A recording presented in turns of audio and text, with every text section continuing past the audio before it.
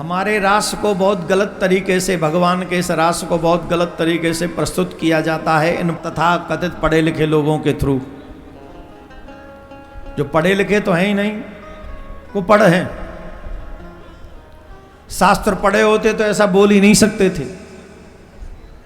शास्त्रों का स्वाध्याय किया नहीं, फिल्मों को देख देख कर बोलते हैं, सीरियलों को देख देख कर बोलते हैं। फिल्मों के माध्यम से, सीरियलों के माध्यम से भगवान श्री कृष्ण के रास को नहीं जाना जा सकता।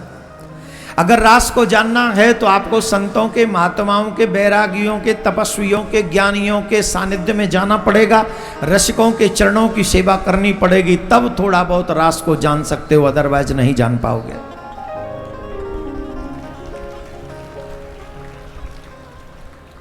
उस रास को जानना चाहते हो तो थोड़ा सा प्रसंग भागवत के इस रास पंचाध्यायी प्रसंग में जो है उसे थोड़ा समझो।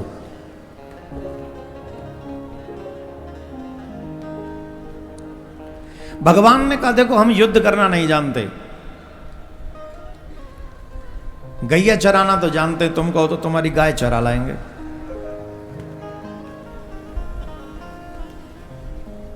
कामदेव ने कहा मैंने मना किया था पर नारद जी नहीं माने थे। नारद जी ने कहा जाओ कृष्ण युद्ध करेंगे। नारद जी के कहने से ही मैं आपके पास आया हूं। कन्हैया बोले नारद जी ने भेजा है? बोले जी। फिर तो अच्छी बात, फिर तो तुमसे युद्ध करेंगे। बताओ कौन सा युद्ध करोगे, मैदान का कि किले का?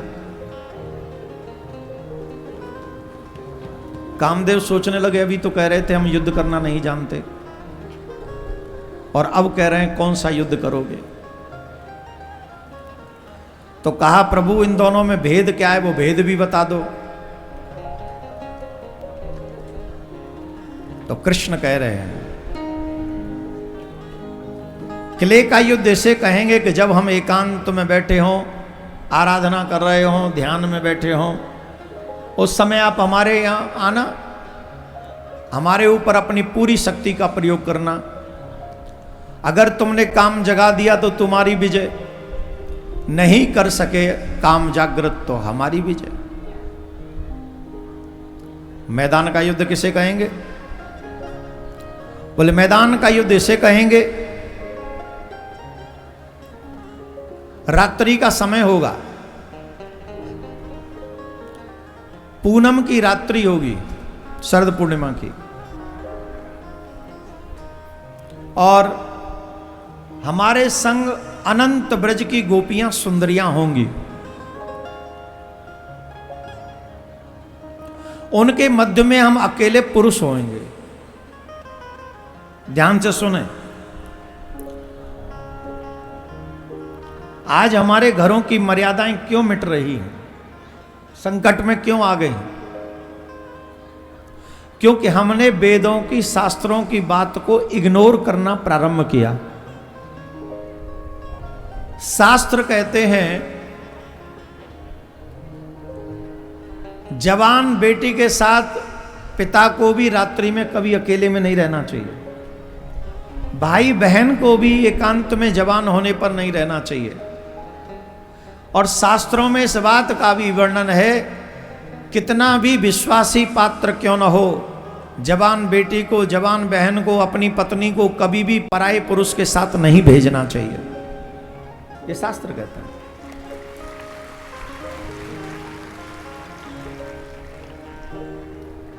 और हम लोगों ने शास्त्रों की बात को इग्नोर करके इन नंगे पुंगे हीरो हीरोइनों की बात को एक्सेप्ट किया।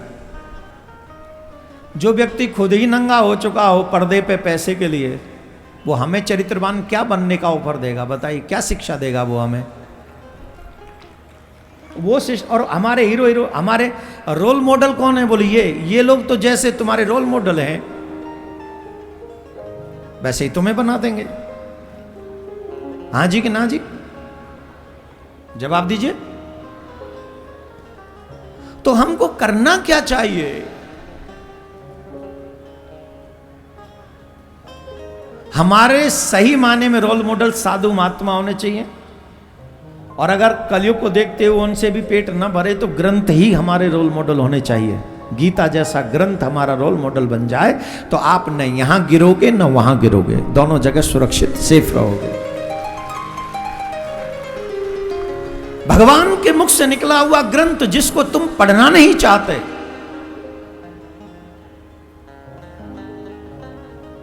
100% तुम्हारे चरित्र का निर्माण करे। गीता, रामायण, और उस ग्रंथ में आपकी निष्ठा नहीं है, होनी चाहिए।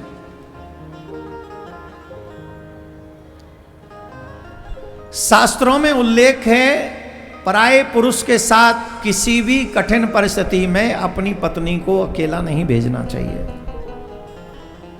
जवान बच्चों को नहीं भेजना, बेटी बेटे बहन भाई जो भी हो, भाई तो ठीक, बहन बेटी पत्नी, इनको नहीं भेजना चाहिए। और इनके साथ रात्रि निवास नहीं करना चाहिए अकेले में, इसे मर्यादा कहते हैं।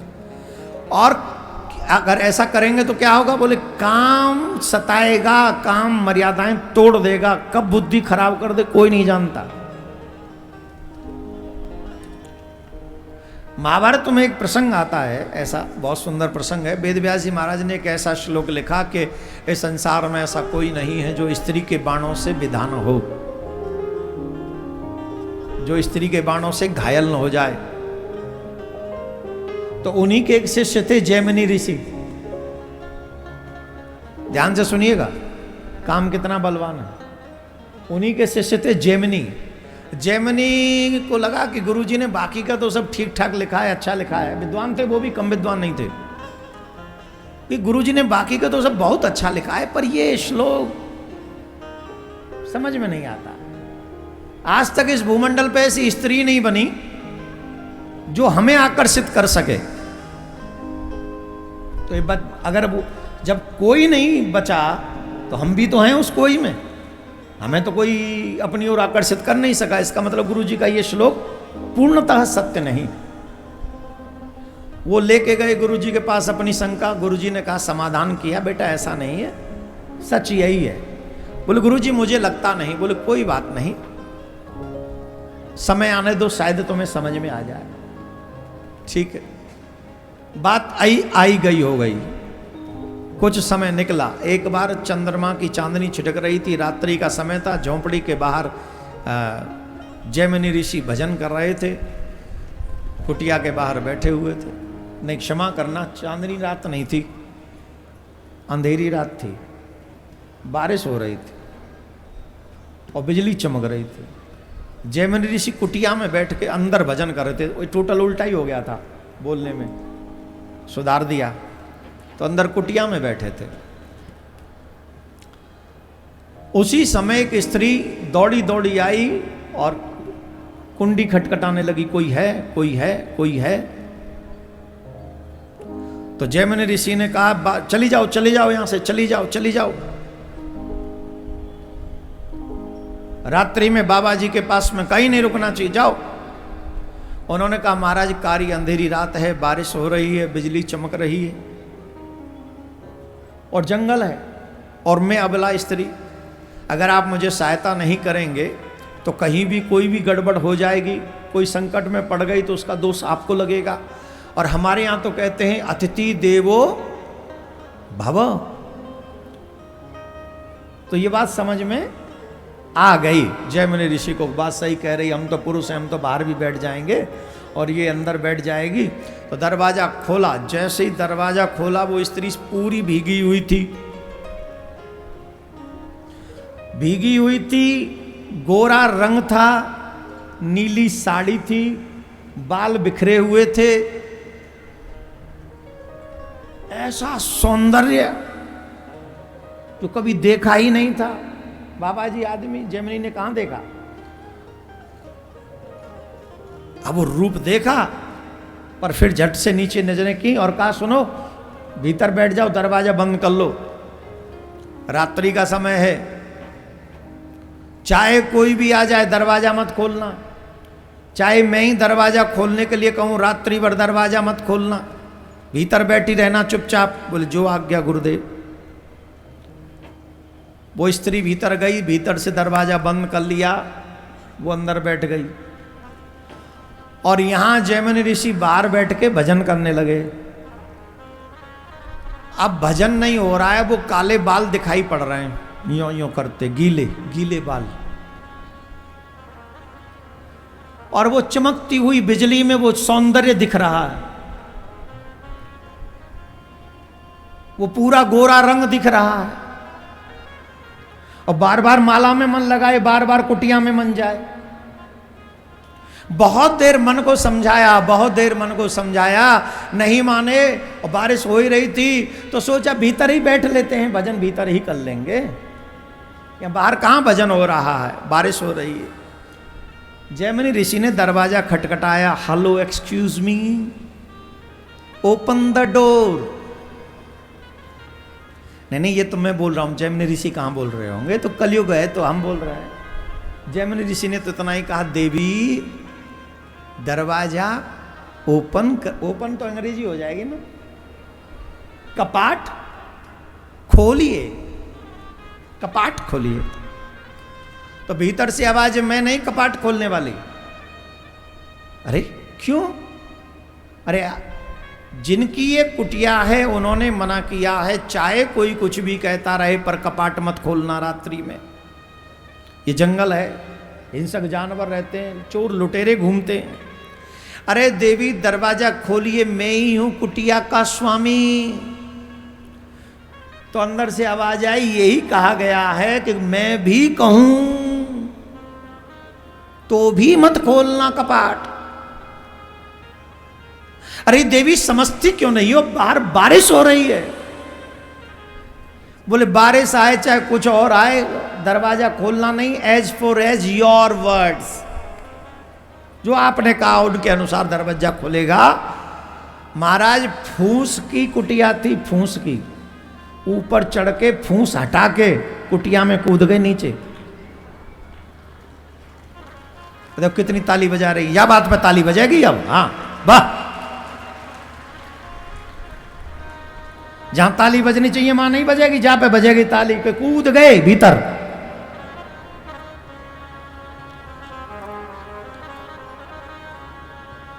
तो जैमिनी ऋषि सुनिए ध्यान से, जैमिनी ऋषि कुटिया में कूद गए।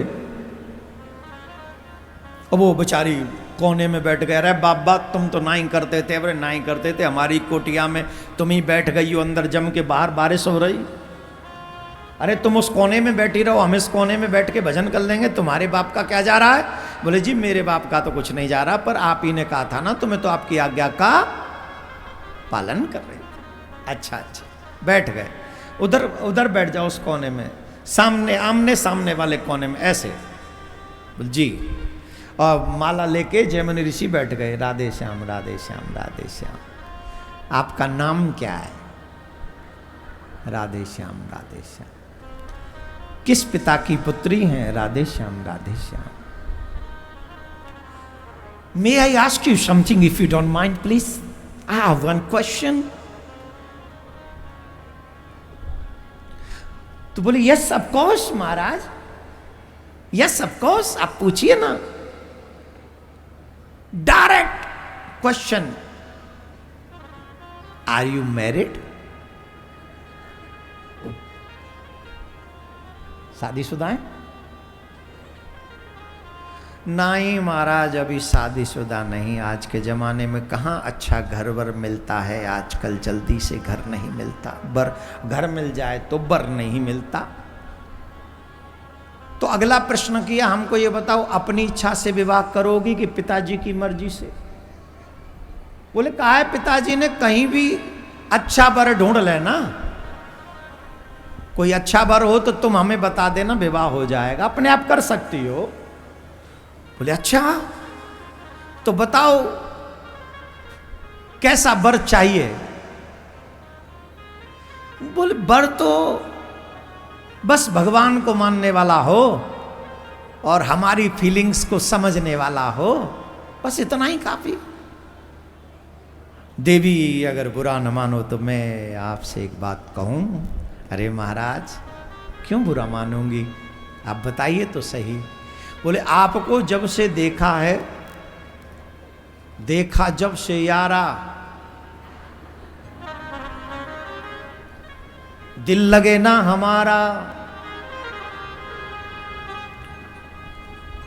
अब गड़बड़ गड़बड़ हो गई, हम शादी करना चाहें, बोलो तेरी क्या मर्जी। आपको देखा है, विवाह का मन कर रहा है, आप कहो तो विवाह कर लें। उन देवी ने कहा देखो आपसे विवाह करके मेरा भाग्य जागृत होगा, आप तो बहुत ज्ञानी हैं, तपस्वी हैं, बहुत अच्छा होगा, मुझे आपसे विवाह करने में कोई तकलीफ नहीं है, पर मेरे पिताजी की एक शर्त है, मैं उसी से शादी कर सकती हूं जो इस शर्त का निर्वहन करेगा। बोले कौन सी शर्त है? बोले शर्त तो बड़ी सिंपल सी है, पर आप जैसे विद्वानों के लिए बड़ी मुश्किल है। बोले क्या? बोले मेरे पिताजी ने कहा है घोड़ा बने वो बर और तुम उसके ऊपर बैठो और फिर 7 फेरे लो। जब 7 फेरे लो तुम्हें अपने पीठ पे बैठाल के, घोड़ा बन के तुम्हें पीठ पे बैठाल के जो फेरे ले लेगा उसे तुम विवाह कर सकती हो। तो महात्मा जी ने आगे पूछा एक बात बताओ कि ये अकेले में भी कर सकते हैं कि पिताजी के आगे? बोले नहीं, छूट है कहीं भी। बोले दिन में रात? बोले छूट है कहीं भी कर लो, ऐसे बस फेरे ऐसे होने चाहिए। बोले सुनो लो, अब वही आग लगाई कुटिया में, जे जर गई अग्नि प्रज्वलित है गई। अब बोले आओ बैठो, अभी फेरे देते हैं, सुबह से शीघ्रम, कल किसने देखा है, हु हैज सीन टुमारो, लो करो फेरे अभी लो, बैठो। और बैठ गए, वो घोड़ा बने और वो उनके ऊपर बैठ गई। और वो पर कम मेरी पहली भमरिया रे, अवई तो बेटी बापई की, दूजी भमरिया रे, अवई तो बेटी। तुम्हारे यहाँ नहीं गाते इसको? हमारे यहाँ तो गाते हैं। 6 भमरिया तक बेटी बाप की और 7वीं भमरिया में किसकी? हाँ, 3 भामर हो गई, 4 भामर हो गई। और 4 भामर जब हुई तो ऊपर से hello A Gemini look at me, अरे भामर हो गई क्या, इधर देखो। तो ऊपर देखा तो स्वयं श्री गुरुदेव भगवान व्यास जी महाराज ही उसके ऊपर बैठे हुए थे। स्वयं भगवान व्यास जी। अरे जेमिनी जी बताओ मेरे डियर, व्हाट हैपन? तुम तो कह रहे तो कोई स्त्री नहीं जन्मी। अरे गुरुजी हमें नहीं पता था ऐसी माया है। हाँ, आपने हमें सुधारने के लिए आपने सही किया, यही सच है। इस संसार में कोई भी स्त्री के नैनों से बिंधे ना, वो असंभव है। और ये सच है, ये तो भगवान है, भगवान की लीला भगवान जानते। अच्छा, ये कोई जैमिनी ऋषि स्त्री में आसक्त नहीं हो गए, ये ज्ञान देने के लिए भगवान ने लीला की, आप ये समझ लीजिए।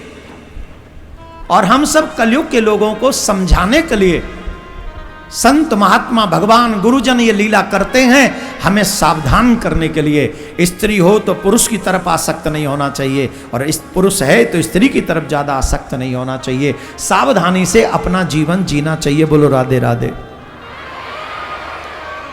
और भगवान श्री कृष्ण ने कहा रात्रि के समय आना, जब समस्त गोपियां मेरे पास होंगी पूर्णिमा की रात्रि में, उस समय आकर मेरे हृदय में काम जगाने का प्रयास करना। अगर तुमने काम जगा दिया तो तुम्हारी विजय, और नहीं तो मेरी विजय।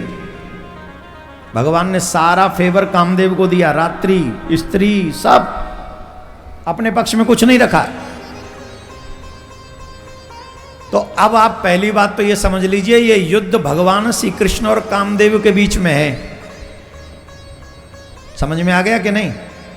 अगर इसमें रास में कहीं भी काम प्रवेश करेगा तो कामदेव जीत जाएगा और श्री कृष्ण परास्त हो जाएंगे, फिर उनकी भगवत्ता नहीं बचेगी। कामदेव ने कहा मैं ये रात्रि में आने वाली बात स्वीकार करता हूं कि मैं पूर्णिमा की रात्रि पे ये मैदान का युद्ध हम करेंगे। बोल ठीक। तब भगवान ने बांसुरी वादन किया और अपने मन को तैयार किया उस रास के लिए, कामदेव को परास्त करने के लिए। और जब भगवान श्री कृष्ण की ये बांसुरी बजी, वीक्षरंतुम मनश्चक्रे योग माया मुपाश्रिता, भगवान ने बांसुरी वादन किया।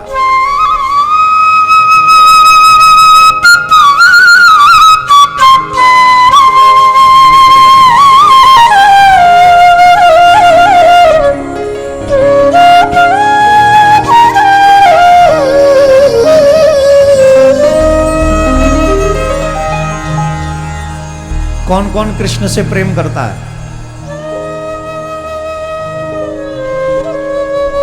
गोपियों से सीखो प्रेम किसको कहते हैं।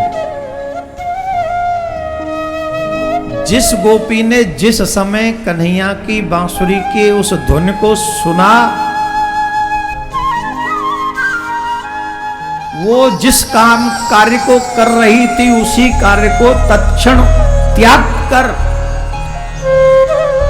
उसी पल छोड़कर, निशम्य गीतम तदनंग वर्धनम, तत्क्षण उसका त्याग किया और जैसी थी वैसी ही दौड़ पड़ी। कोई श्रृंगार कर रही थी, हाथ में उसके काजल था। काजल की जगह कहां है? नेत्रों में। गोपी ने वो काजल अपने अधरों पे लगा लिया। शुद्ध तो रही नहीं, भूल ही गई, शुद्ध में नहीं। किसी के हाथ में लाली थी, लाली क्या बोलते हैं वो, आजकल जो आती हैं वो यूं यूं करके निकाल के फिर यूं माताएं बड़े आराम से छोटा सा यूं यूं करके, क्या नाम है उसका? हाँ, लिपस्टिक।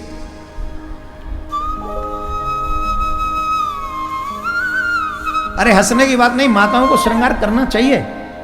हर सौभाग्यवती माताओं को 16 श्रृंगार हर दिन करने चाहिए। ये शास्त्र प्रमाण है, फालतू की बात नहीं। जो सुहागिन होने के बाद भी 16 श्रृंगार न करती हो उसे भी शुभ नहीं माना गया। लेकिन श्रृंगार कब करे? जब पति घर पे हो।